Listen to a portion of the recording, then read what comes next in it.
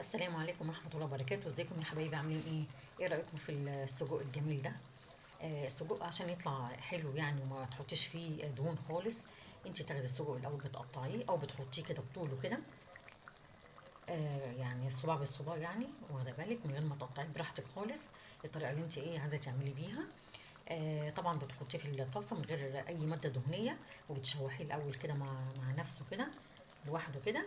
طبعا هو بينزل الدهون كلها زي ما انت شايفه كده، السمنه اللي هي اللي بتبقى فيه بينزلها او الدهون.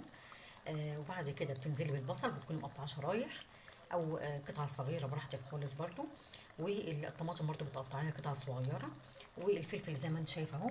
في الاخر خالص بحط الفلفل الاول، البصل. بعد ما اشوح السجق، وبعد كده بحط الطماطم، وبعد كده بحط الفلفل، بنزل بالفلفل اهو. شايفين؟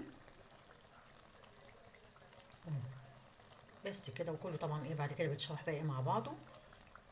وبتحطي بقى مثلا شويه توابل كده بسيطه، شويه ملح عشان هو السجق برضو بيكون فيه ملح. وشويه فلفل اسمر. شويه حبهان. عايزه تحطي ورق لوري. وبعد كده تبقي تشيلي بعد ما يستوي براحتك خالص برضو. بس ولا في اي حاجه تاني يعني، هو زي ما انتم شايفين